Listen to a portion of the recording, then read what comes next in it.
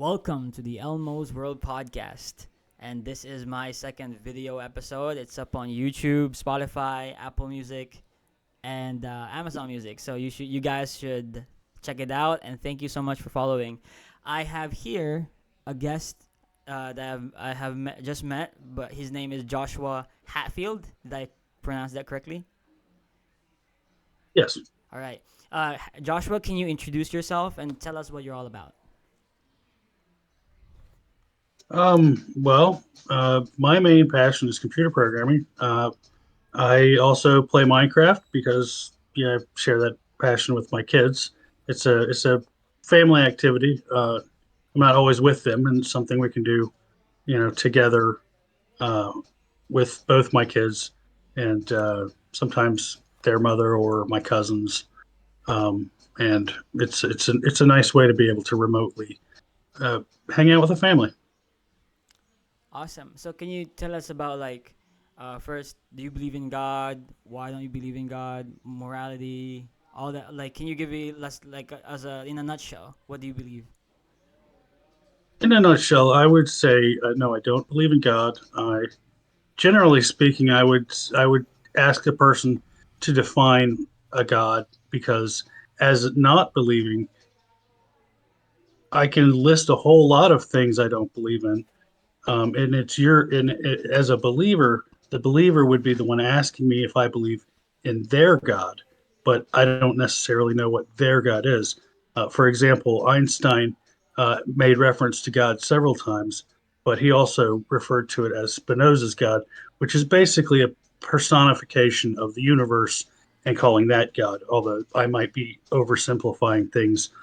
Um, so, if I said something like, "Oh my God," I might be referring to that. But as far as an intelligent instigator of that supernatural instigator of any kind, I don't see any reason to think that there is one. If there was a way to prove that there was one and that proof was given, then I could say, if the proof is there, but so far I haven't seen it. Same. Like, if their proof is there, it's like undeniable proof. That God is real. I believe. Just right there. You know. Yeah. Unfortunately, because of the concept is supernatural, functionally, there is no way to make such a proof. Mm-hmm. So, my admission that I would accept such a proof, in a sense, almost feels um, a little empty in the fact that there actually is no way to make a proof. I'll give you an example. If for instance, if somebody were to say, "Oh, my God will visit you tonight in your dream," or something like that, and then I had a dream of some God, it wouldn't necessarily be a supernatural thing. I could just be. I mean, people dream. I have weird dreams sometimes, and sometimes those dreams are prompted by things that people say to me. And how could I tell if that was just not another, prompted dream? Yeah. So, I mean, like, we can't really have anything that we could say is absolutely true. There's nothing we could truly be certain in this universe. That's why even solipsists are like the only ones that could say for certain that, hey, like the only thing that I can truly be sure of is that I'm thinking that I exist. The rest of the world, I can't prove anything for them. Well, you have to be able to trust at a certain level that certain things are, uh, and you have to do that in order to think. Because if you don't accept those things, but what you can do is you can build on top of those things. For instance, in effect, we can prove something like gravity because we can measure it, we can test it over and over and over again. And and I think what you're saying is we can never really know for sure, but we can know within a lot of decimal places. Um, if we are first trusting the fact that our mutual experience of the universe actually existing is in fact trustworthy. And Yeah, it's that which is fundamentally what we can't tell. it's the And I think that actually goes, there's a number of uh, astrophysicists who I don't wouldn't say advocate, but at least toy with the idea that we're existing in some kind of matrix, and there's some other more advanced civilization that's created this matrix, but we wouldn't be able to tell. Hmm. Um, and that kind of goes back to that same point: is that we can't tell. No, that's true. But what we all seem to witness and all seem to collaborate on, we can put things on top of that. So we'll make the fact that we exist an axiom, and then on top of that axiom, we can prove things. You know what an axiom is, right? Yeah. Like defining parallel lines as Mm-hmm. straight. It's something you say, okay, well maybe we can't prove this, but we can make it an axiom, and we can prove things on top of that. Mm-hmm. Well, there's something about like the in for in human history, the concept, the fact of whether there is a god or not has been so essential to our existence. But for a lot of like other societies and cultures, it really hasn't. Like for Buddhism, for Shintoism, for Mm-hmm. most of Eastern, uh, I guess mythology or religions, they Okay, having like this one god ruling over everything isn't really that like essential for them you know sure. No, I get what you're saying. I think I have a slightly different view on that. mm, We what you're talking about is the current Western idea of a monotheistic God, which is yeah. an individual that is all powerful. Mm, Um, but that's not even the origin of the Jewish God. As a matter of fact, Bart Ehrman talks a lot about this. Is in the beginning. It's funny I would say that is the beginning of the Bible, but towards in the book of Genesis, God is also often referred to in the plural, and apologists usually say that that is the plural of majesty, as one would refer to the Queen uh, of England in I wouldn't say modern days, but maybe 100 years ago they might use the plural of majesty and refer to the Queen as they or something like that. Um, but I believe he has the perspective that at least at the time it was written, they were considering El, which is the singular form, to be a specific god, and Elohim, which is the plural form, to actually be a plural, like the gods, as you might hear in a play written about the Romans, how they would refer to the gods, the pantheon, and then it merged into a more uh, um, singular monotheism as time went on. But as that's actually slightly off the point I was trying to get to, is the Hindus and even the Native Americans, they might not call them gods, and obviously they wouldn't use the English word, but they do have concepts of spiritual forces, mm, and um, and who's to say that even the Jewish may have come? I mean, there was a time before these words were written. It may have come from a similar idea of spiritual forces that they've given names, and then they got personalities, and then they got consolidated. animism. But this, Yeah. but the supernatural agency is really the defining concept. And Richard Dawkins actually mentions that in his book, The God Delusion, is humans have a desire to find agency, and it's an evolutionary desire. When you hear, a sound coming from the bushes, Mm, if you imagine without proof that there is something making that sound that's intelligent, it's probably a wolf or tiger or wants to kill you, and you get the heck out of there. You survive.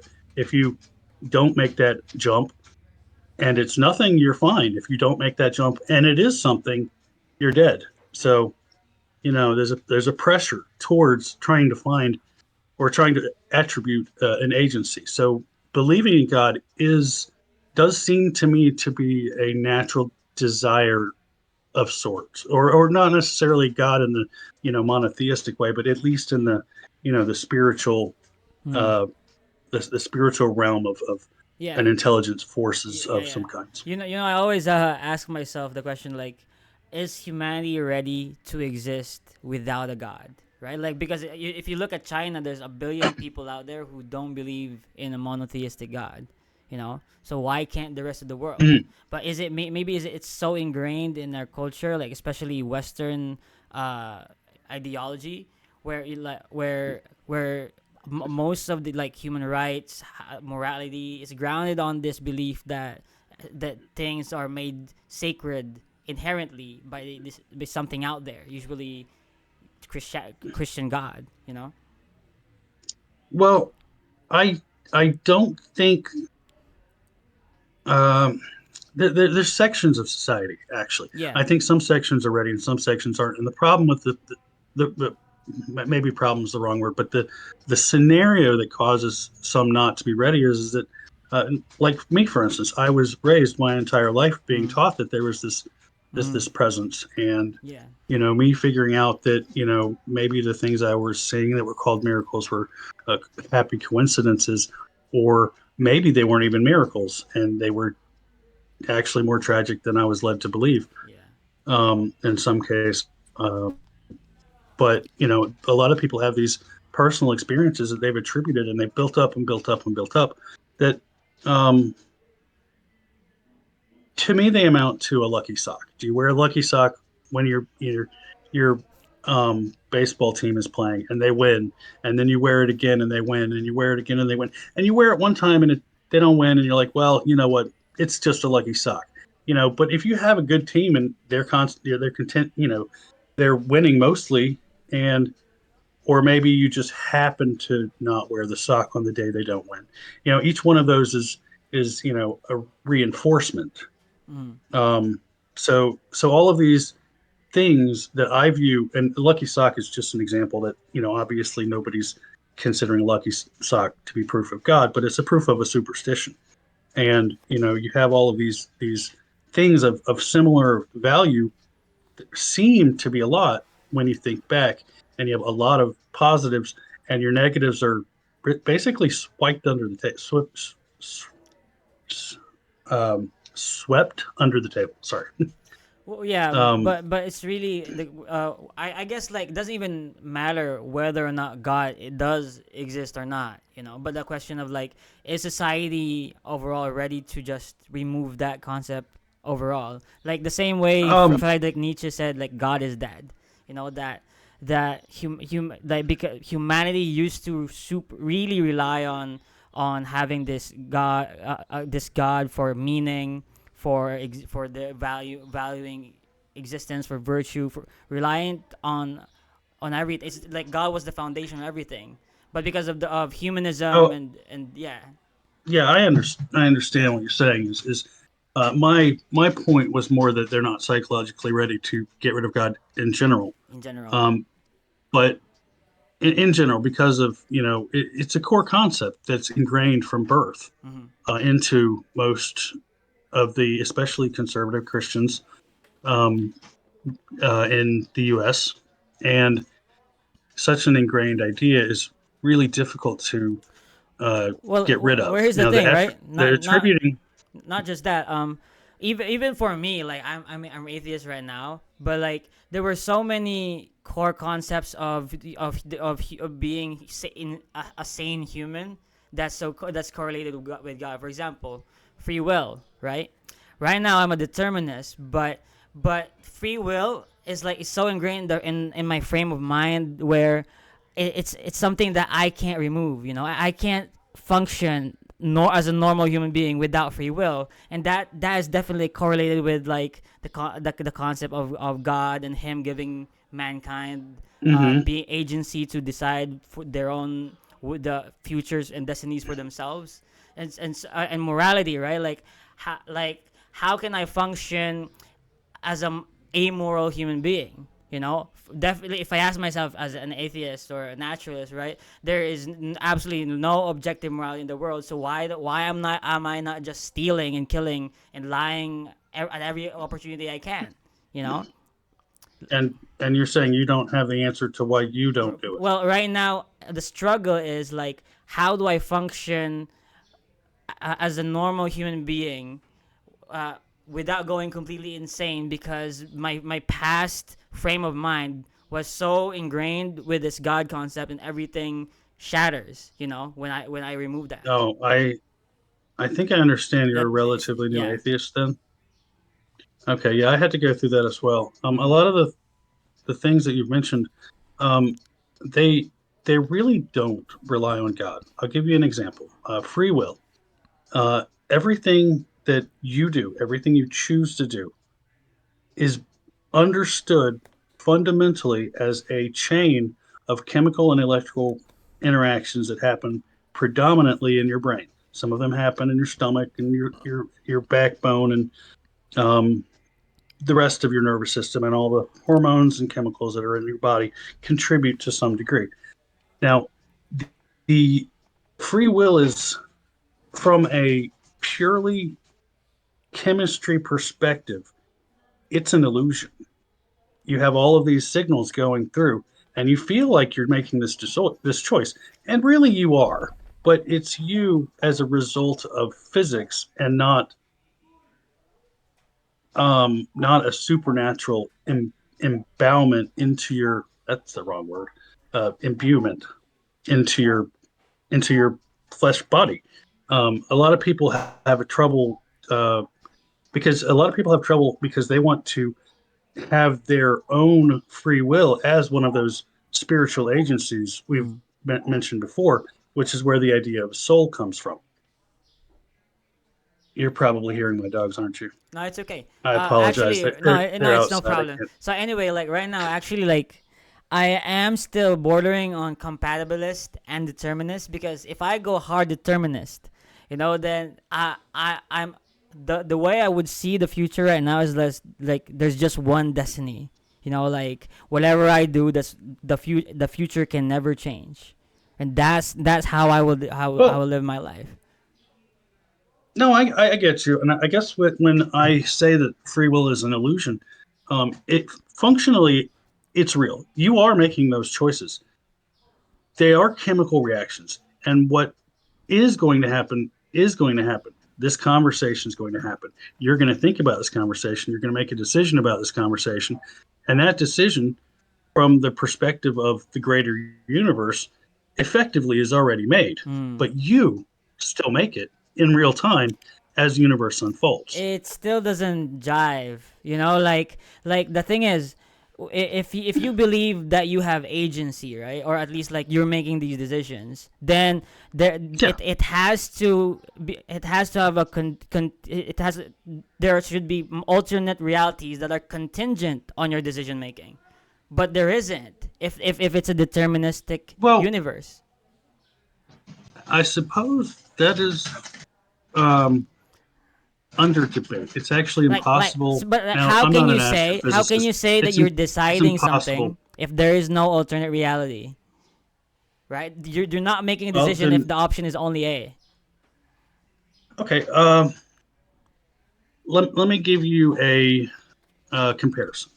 And I watched this and it was fascinating. It was a video about this people that were studying bees, and bees are a hive mind, and your brain is actually a hive mind. You have signals that are competing against each other, and what the bees do is that the bees they take the information that they get, they bring it back to the beehive, and they share it with the other bees, and that's what your brain does.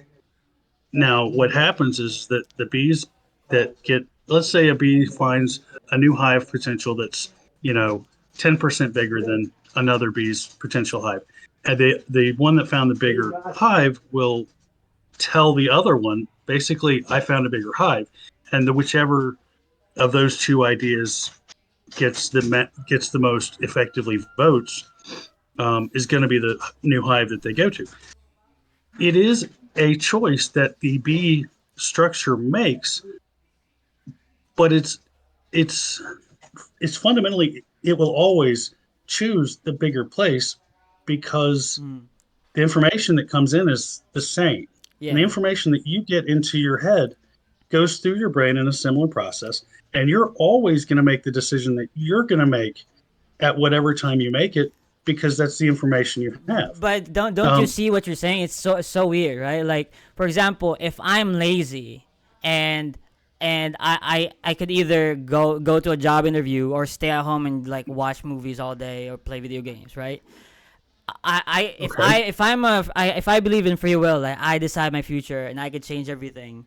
it's in my power on whether would be a successful person having being able to support myself or just being a lazy bum my whole life, right? That those are two possible realities that depend on my decision Yeah, but making. there's only one you.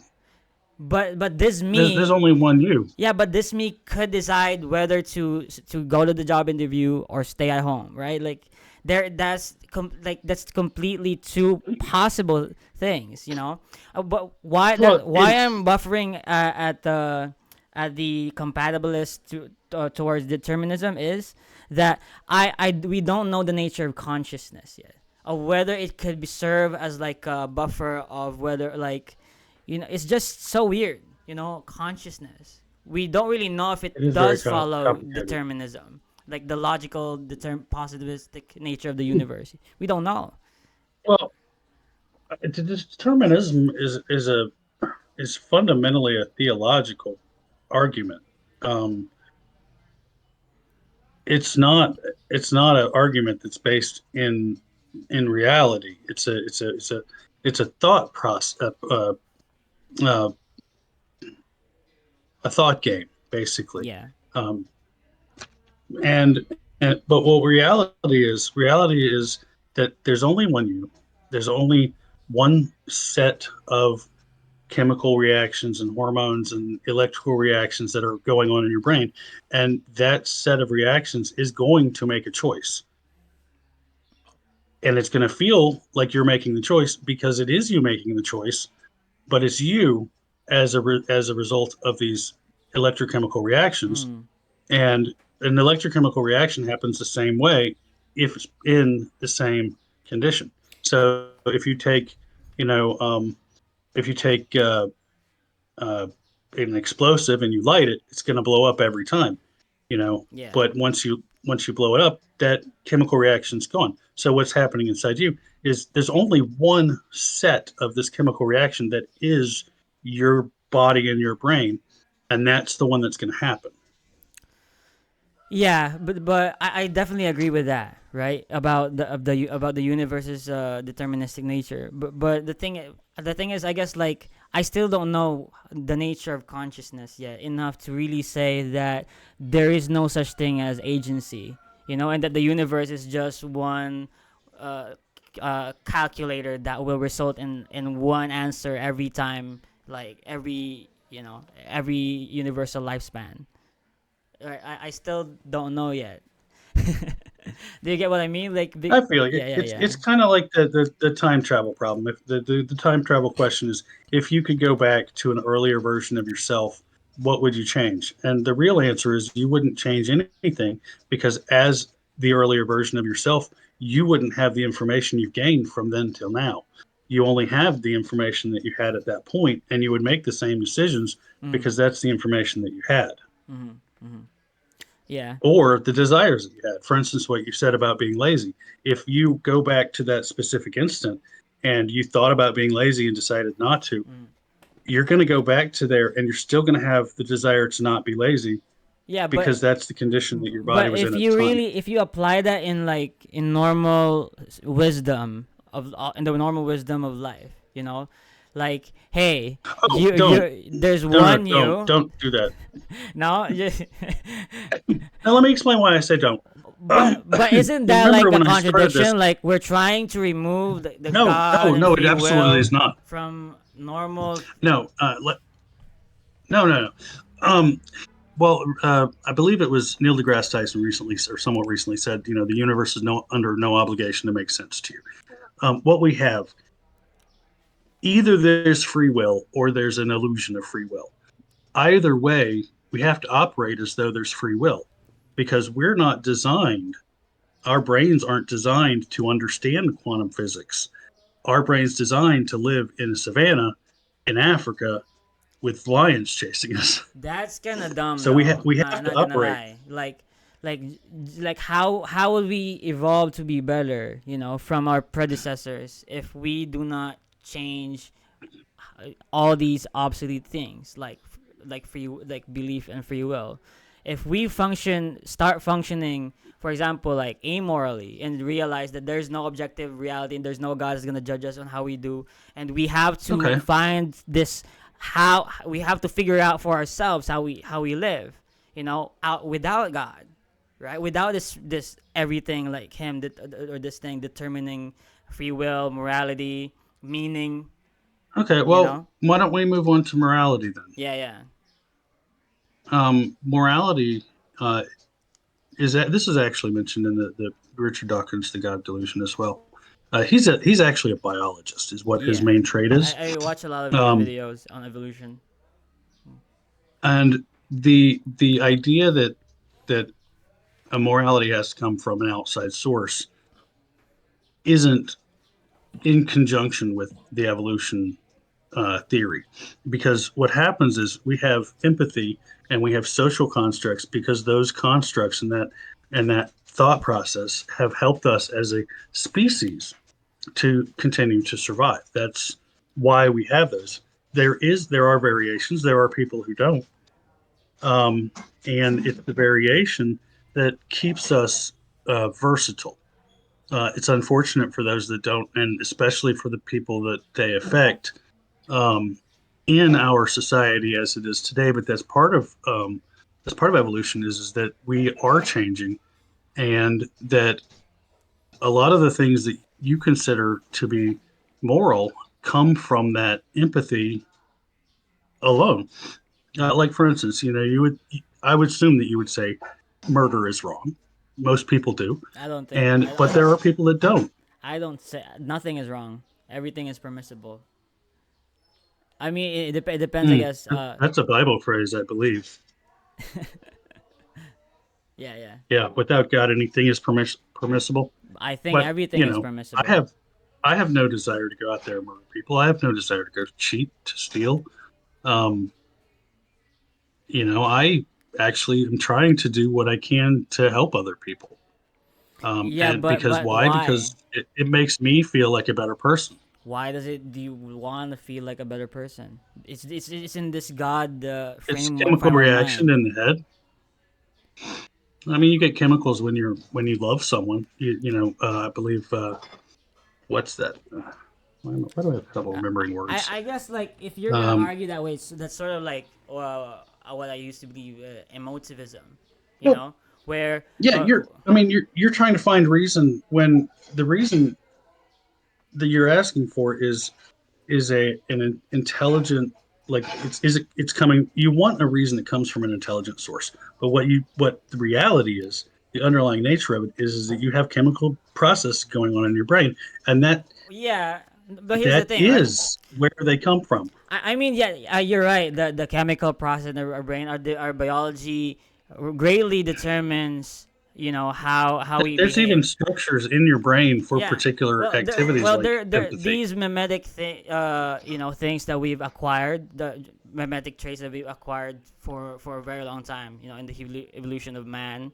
I guess like Yeah, they definitely determined how we're functioning and how we think we're supposed to function, as a society, because we need to like have empathy to survive and everything.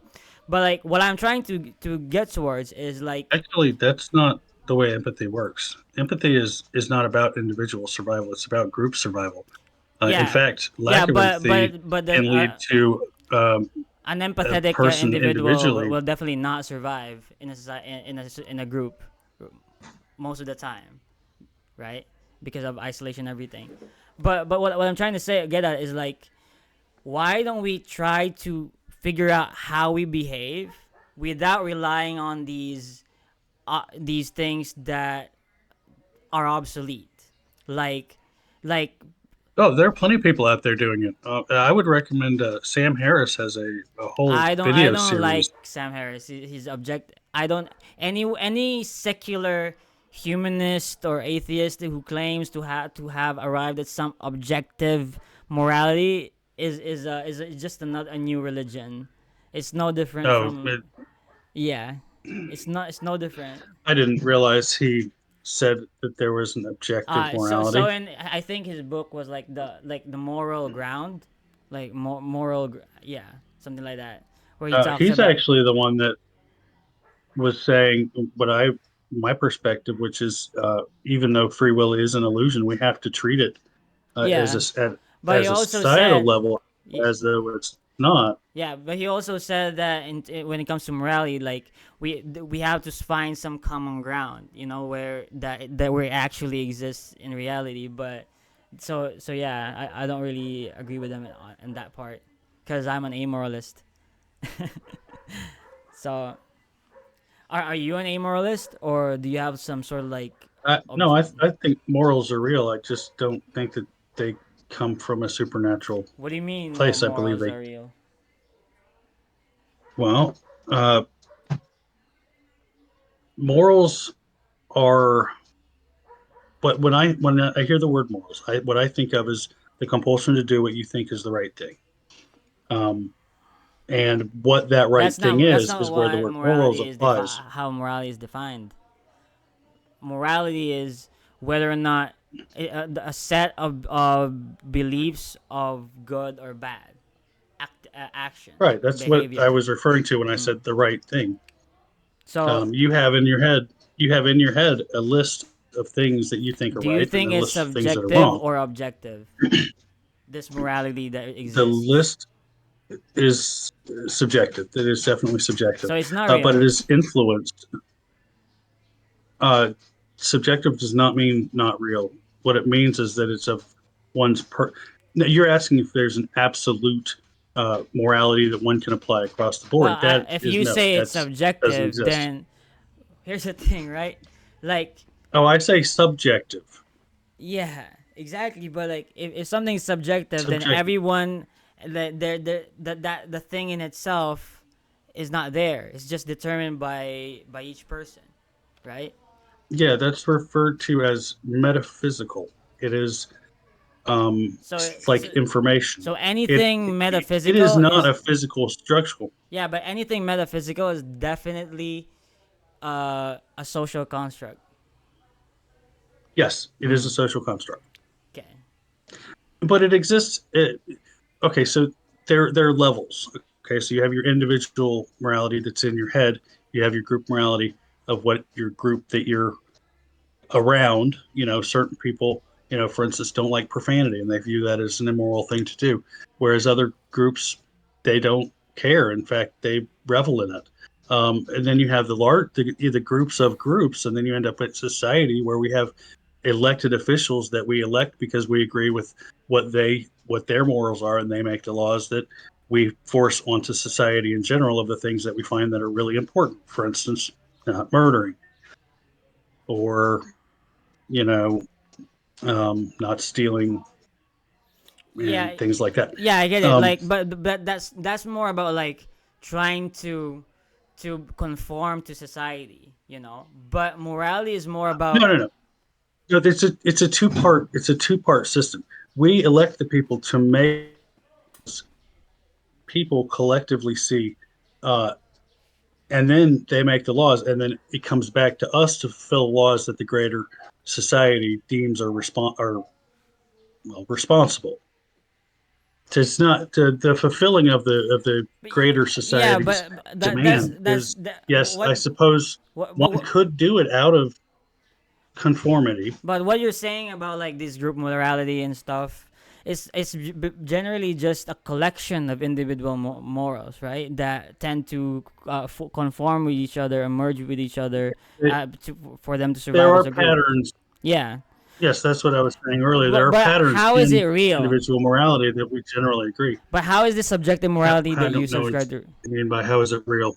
Because you said that. Well, because if I do something I think that's immoral, then my brain gives me bad chemicals that tell me, oh, that's not good. Like stress, anxiety. I don't know what the chemicals are or the hormones are that produce those feelings, but but or but uneasiness in my stomach. but that's just normative behavior that has chemical reactions in your brain. Absolutely. That's not real And though. It's just. well, if you want to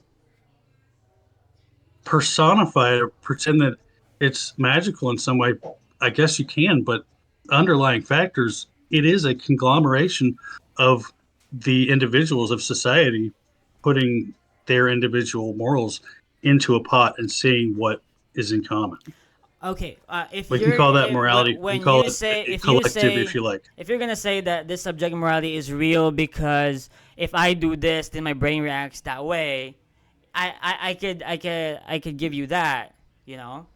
But like if you're gonna say And then when you have no two no people but together, yeah but if you you're discuss it amongst yourselves. yeah but if you're gonna say an is ought where because if I do this my brain reacts that way, I have to act this certain way, these ways, because of how my brain reacts.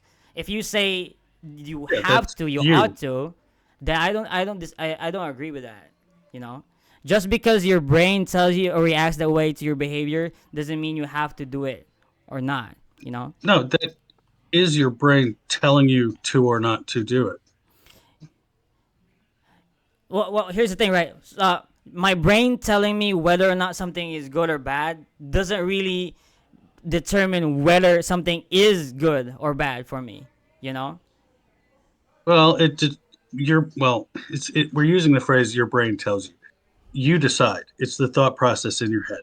Your brain doesn't tell you. Your brain thinks it, and that brain thinking it is you. Yeah, but You here's the see what thing, I'm right? saying? Yeah, So nobody's telling you.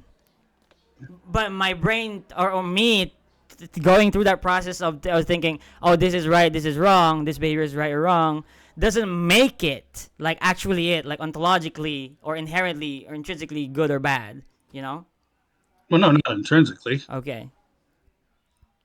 So Yeah, no, I don't have there's no such thing as an just intrinsic because moral. It's all ju- subjective based on our reality that we exist in. so there is no like because my I've determined that it's good or bad or my thought process is determined that it's good or bad that I have to follow it, right? Well, you do follow it. But Do you don't you? have If to. you don't follow it, then you've made the decision not to follow it, and that is also within your own But moral here's the thing, capability. though, right? Like in society, there are things that a lot of humans disagree on, like laws and behavior, norms, cultures, trends, Hmm. fads.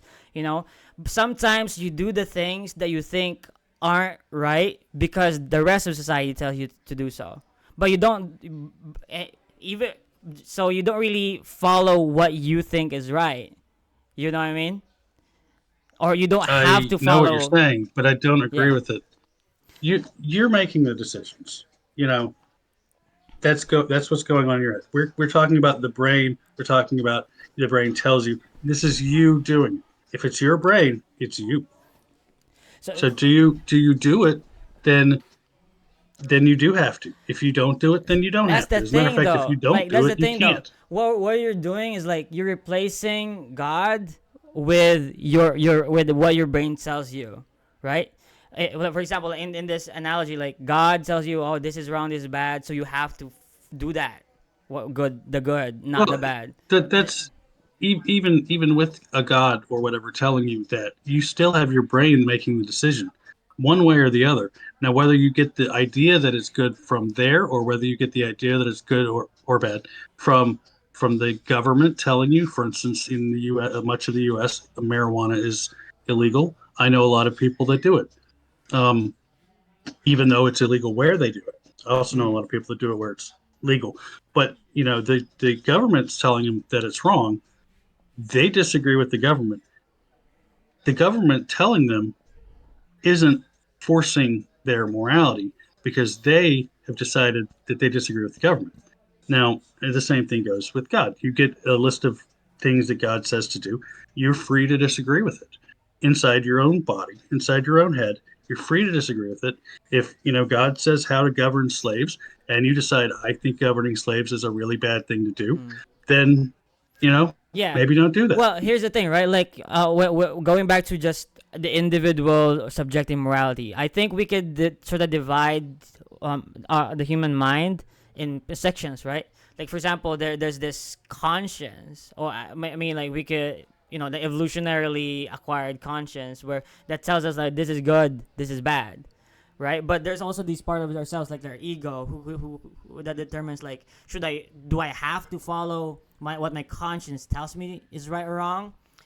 For me, like you Oh, don't have absolutely. to. I totally understand what you're saying. Yeah, you don't have This to. this really goes back to the to the bee analogy. You have parts Yeah. of your brain telling you one thing, you have other parts of your brain telling you the other, and whichever one wins that battle of chemicals, for lack of a better word, Yeah. is what you ultimately end up doing. So, That's how yeah. your brain makes the In the decision, is context by of considering it. determinism, that granted that determinism is how humans behave. Well, I would say in the context of physics. Oh yeah, yeah. Okay. So, I mean, we haven't proved that there's a multiverse, and honestly, I don't know that there's a way to even prove that. And if there was a multiverse happening at every single chemical reaction, then there would not only be several you, there would be functionally an infinite amount, many of you, yeah. and whichever you happens to be. And they've even Mm, discussed that on PBS Spacetime, yeah. which is a fascinating Yeah. YouTube channel, actually. So morality, free will. The other thing that used to be my like burden was meaning. Because as a Christian, Mm-hmm. like God gave my life meaning. I exist in this world to Mm-hmm. evangelize, to love other people. But like when I removed God from that the frame of mind, I was like in a vacuum. Literally in the dark. Like, what am I supposed to do now?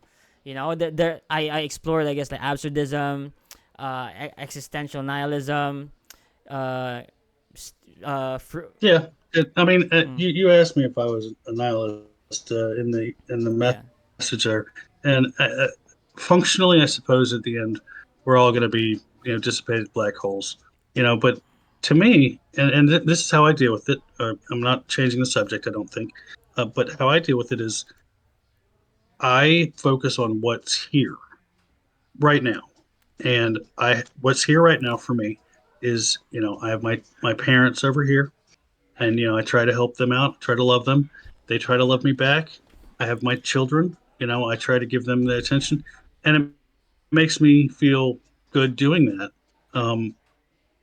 But also, I acknowledge the bigger world out there, and I don't know if I find it my mission just because I'm a nice guy, but I try to focus on things that I can do to but make the world a yeah, better place, not just for me, but for everyone. but you see what you're doing, And right? it's a mission. Yeah, that's I'm finding generally my own mission. no, but that frame of mind, like how way of thinking, that's what most like religious people or that like that I They guess want you to think. that's how we have been thinking as humans. That all this Yeah, is valuable. It's like it matters, but it doesn't. it There doesn't. it's Does it not the matter it to? does it doesn't matter in Well, the do you way we do you think have it matters. do you have children? Not yet. I'm 24. Okay, you're 24. Um, I had children. I had a child at 24. Um, Mindset and caring about other people actually changes. At least in me, it did, and I've heard other people. It changes when you have an offspring because you are responsible for that offspring. You are the one to make sure that new person is going to be happy and provided for.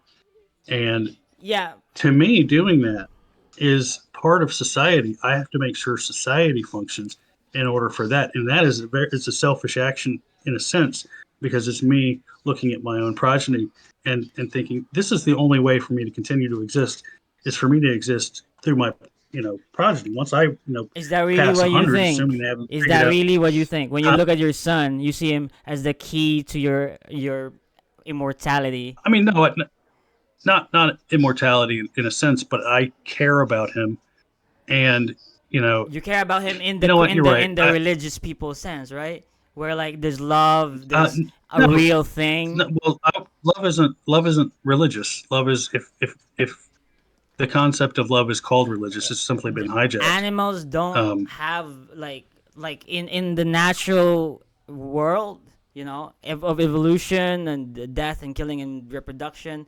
They're like love is just an illusion, the same way, same mm, as free will. no, love is a chemical reaction It's just a caused by chemical oxytocin and reaction serotonin. fooling mammals to procreate so that Um, they would take I mean, care it of their has that young. function. it is the only function. That's how we survived. Do Sure. you agree or But disagree? does it make you feel good? Yeah, it does because that's how That's we the point. evolved. But It I'm the activates your reward but the center. chemicals of my brain will not determine what I believe or not. You know, the same way. No, the chemicals of your brain are you.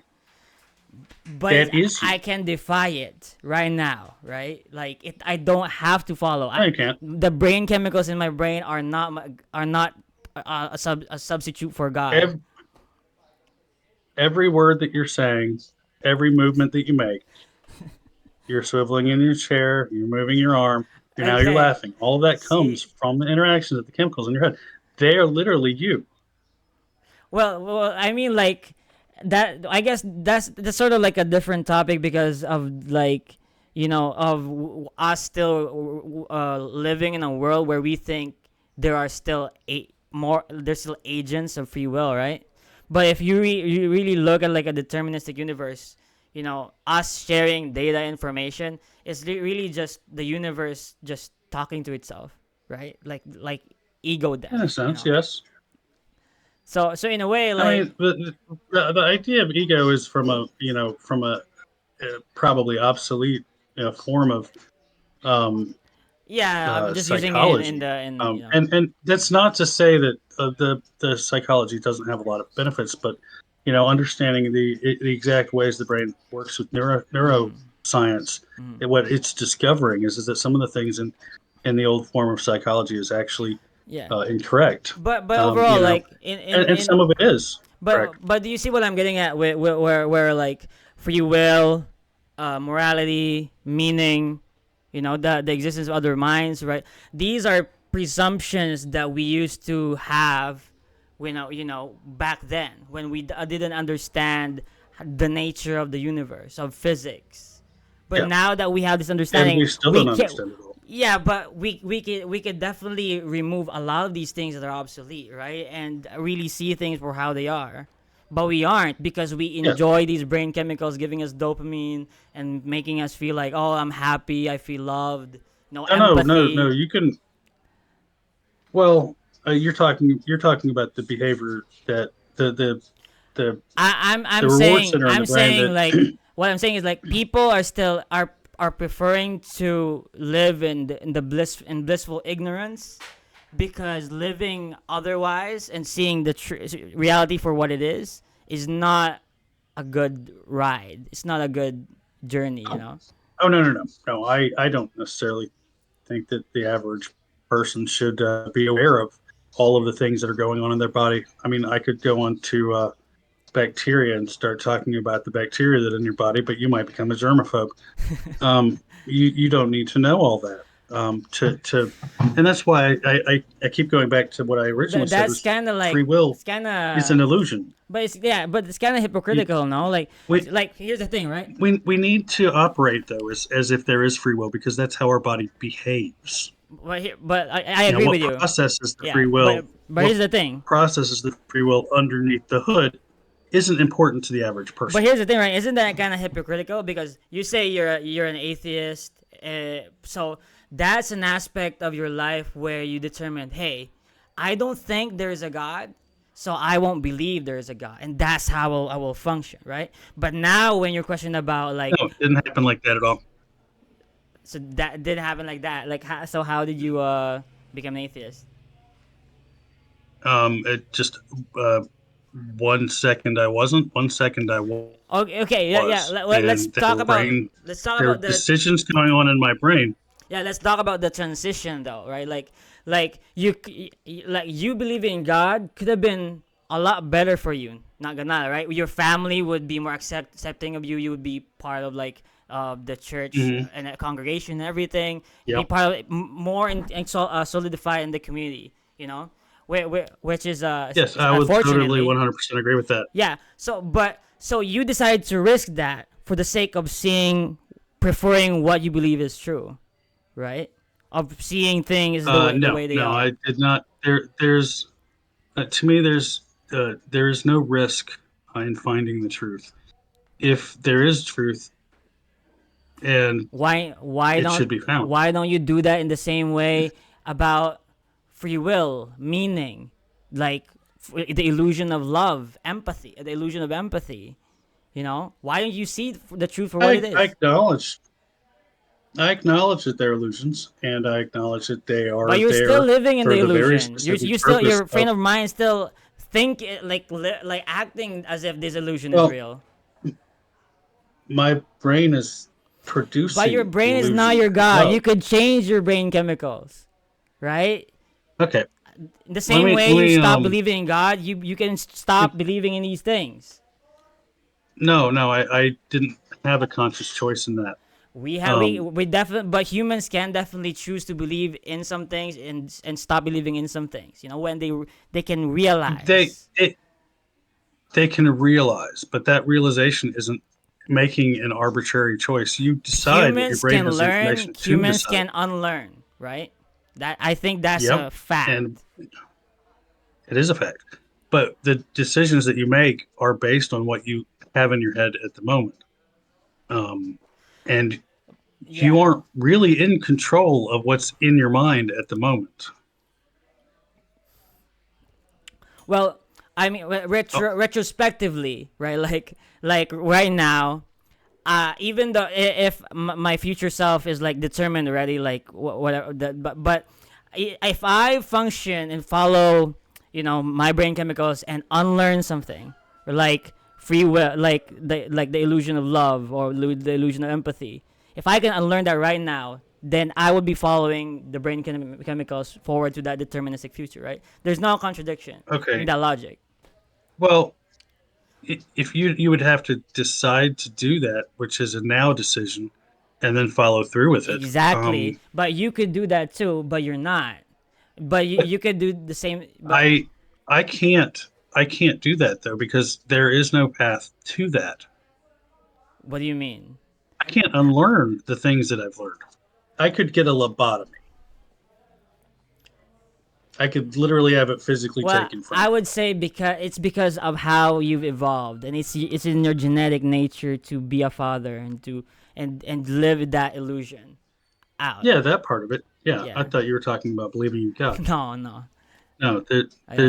there's no evidence for that, and Yeah. I've been looking because, as you said, it would be in my societal best interest to actually believe that. So why not, like, I have if looked. you're gonna live out this illusion of love, and because it's in your genetic nature, why not just stay atheist, go back and be part of the community, live that illusion as well, you know? Like, if you're gonna be illusioned in this side, why not everything else? Well, because that I don't know that that's necessarily an illusion. That's the activation of the reward center of your brain. That is a physical activity that's going on in there. We call it love. We attribute it to special Yeah. uh, attributes Well, to it, but really what we're experiencing is the reward system of the brain. well, you could say it's the And same thing with with the human tendency to believe in applying agency to the universe, right? And seeing like these yes, correlations of activities. Why not yeah, yes, let that sink in too? but under well, but understanding that the reaction uh, to oxytocin, for instance, Mm, is what we call love, and it is it's my reward center. mm, Um, doesn't change the fact that it is my reward. I'll give you an example. If I understood how alcohol worked, it doesn't change how alcohol works. mm, If I understand how oxytocin works, it doesn't change that the oxytocin is there, and it doesn't change that it's mm, rewarding me. Um, and it's a natural reward that, frankly, almost every activity you do produces some sort of reward. mm. Eating, sleeping, and that's what keeps you doing it. Well, It's yeah, granted it's subconscious for the most part, yeah. but it's what keeps you moving. I So would guess. so I'm not a I'm so not a so going back, neuroscientist or yeah, going back to the question of, are we humans ready to remove like all these obsolete things, like these illusions that we acquired because of evolution? Like, even from you, you're a very intellectual guy. Like, you still won't, I may overcome have it. misunderstood the original question Yeah, yeah. because what I thought you were when you said that, I was thinking that you were talking about things um, that come from God or come from the church. For instance, No, no, not that. the community from the church. But we have an innate desire for community? Do we ignore that innate desire, or do we say, well, I'm going to ignore the innate desire because I understand that it's simply chemicals going on in my head, you know, but the desire is still there, whether or not we understand that it's coming from chemicals in our head. That's We true. could, and as I said before, there are parts of the brain dedicated to specific activities. We could remove the reward center of your brain if they've located it. I don't know if they have, You but mean the like problem with literally that is like you have surgically? literally no, you have no motivation to do anything. Zilch, nothing, nada. If they remove the reward center from your brain, Have you heard of anti-humanism? no. So that because that's where I'm at right now. Like, so anti-humanism is basically like a counter against humanism, because humanism basically means believes like humanity is like the center of everything. Like human rights, human freedom, yeah, will, right? Like all these things valued in humanism, like morality. I never caught that from that. Yeah, that's To, generally what to me, humanism is, right? So anti-humanism is a counter to that, where it's saying like humans are just a part of everything else. We're not that special. You know, like the value of human life is not much more valuable than bacteria or corals or bird flying in the sky. We're not special. That's what that's but what intrinsically, no. But to each intrinsically, other, yeah, we are. Yes, yeah. to each other, we are, and that's part of the reward center. Yeah, You know, we're just animals like existing, in this like in this universe. That's what yeah, anti-humanism we is. we are we are a bit different in some ways, and that the predominant way is that we Yeah. not only can but So, do pass on ideas and mhm. information to each other, and have been doing it for a very long time. Well, So we have thoughts that mhm. no other animals are even prepared to have. Yeah. So For instance, this conversation. anti-humanists, anti-humanists even have views where like if humanity went extinct right now, like it wouldn't be a bad thing or a good thing. It would just be what it is. You know. Okay, yeah. I mean, Yeah. I can't agree or disagree with that because if there were no humans here, then there's nobody to say that humans not being here is bad. But Yeah. as there are humans here, Yeah. there are reasons to say that having humans here in and of itself could be considered bad as its effect on the world. I mean, we can see, well, okay, to put it in perspective, when the plants were initially making oxygen, they were creating their own poison, and they filled their world with a poison. And that poison could have killed them off, except for animals came by and started eating the poison. It's not poison to animals. Oxygen's not poison to animals. It's not so much that the oxygen is poison to plants, so much as they were consuming all of the carbon dioxide, and there Mm. wasn't any left until we started making the carbon dioxide. Um, in the same manner, we're making all these plastics. They're filling the earth. They are killing other animals. I've heard, I don't know how prevalent it is, but I've heard that microfibers are found in all sorts of places, like even turtles' abdomens and stuff like that, and they're harmful for those. But I've also heard that there are bacterias that are learning to eat the plastics, and what is going to happen with that? I don't know. Maybe Mm. they'll become prevalent, and maybe they'll Mm. get rid of our entire plastic problem altogether. Mm. Maybe they'll create a poison that kills us. We don't know, Yeah. Yeah. Yeah.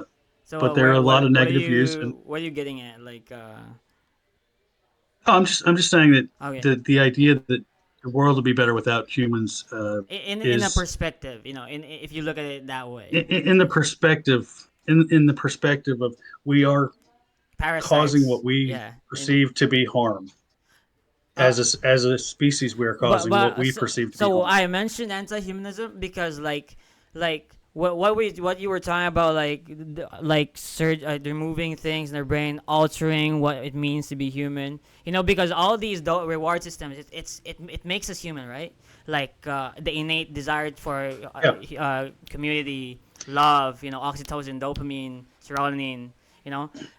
So anti-humanism is saying like all these things, like what it means to be human, it doesn't matter, right? But then you move on from anti-humanism to post-humanism, and you say, okay, if all these things, like how we are as humans, doesn't really matter in the scope of everything, then maybe we could alter it into something better. That's what Well, post-humanism is. we're alter it into something better. What it means to be human, like post-humanism. Like moving into like a digital realm or something, you know, or In AI. yeah, or removing all Well, possibility of evil in mankind, or removing all disease or well, possible. evil's a subjective Yeah, it concept. Anyways, is. if there weren't any people, there wouldn't be any evil because there's nobody to attribute it as evil. Yeah, but you get what I'm saying, right? Like we is it it's not being human is not sacred anymore from my perspective. We don't have to stay this way. I I agree with you. And I agree with that perspective. I should Mm. say rather. I'm not sure that you're saying that is your perspective, but I agree with that Yeah, yeah. perspective to the extent of uh, to you there is something that you have that nobody else has, and it's something that you lose when you're done with it. That is you-ness, the you that is you, and without that, there's no perception of the rest of us that's going But on. here's the thing, right? Like if you have ego And death and you they understand that your consciousness is just a naturally occurring thing, like just clash of cells. You understand that still there is exist no though. you.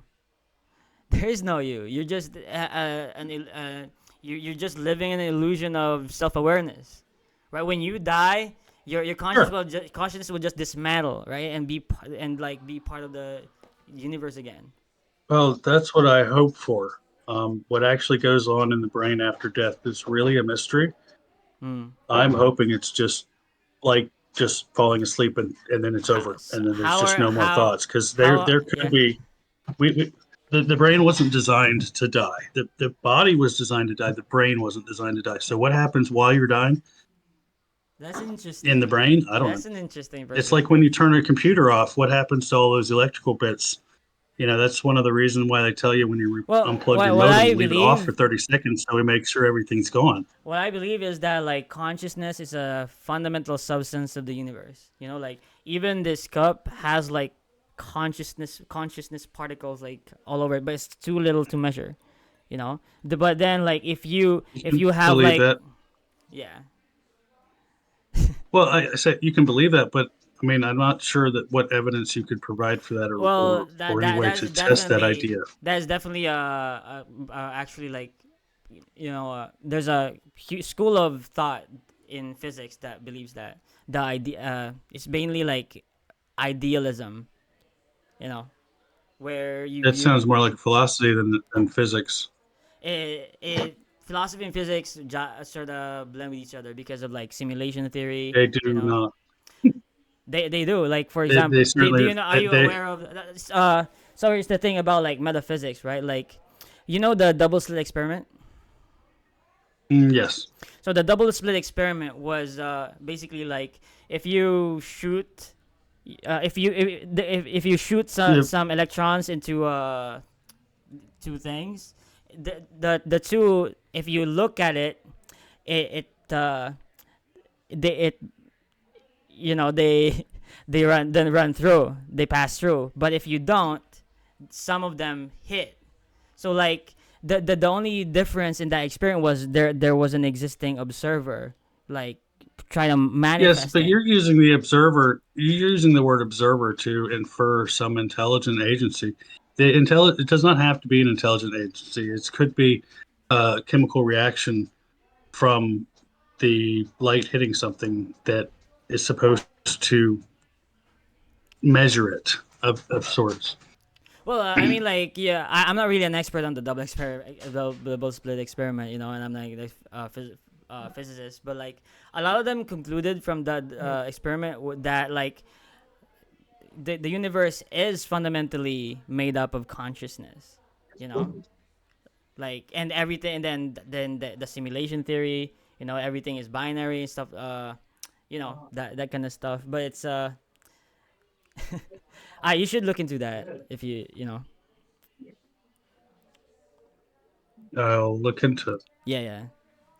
So anyway, like, what about like politics? What's your politics? Um, I'm pretty liberal. Liberal. What do you mean by liberal? I'm, Like, I'm probably um I'm in favor of actually probably not a great time for me to talk about that. My mom's right here. anyways, like, Let's just say we have different views. well, right now it's actually Very liberal. 10:43, and it's been awesome talking to you, Joshua. Is there anything that you want to close out? Like tell the audience or promote something. It was really a great No, I conversation. think that we Mm. were kind of at a good wrap up point. I Yeah, felt like yeah. it was excellent talking to you. All right. Well, Maybe we can take. do this again one day. Actually, I am going to invite you again. That it would be awesome to just chill and like, talk about more of these topics. Right. See you. All right, it's good talking to you.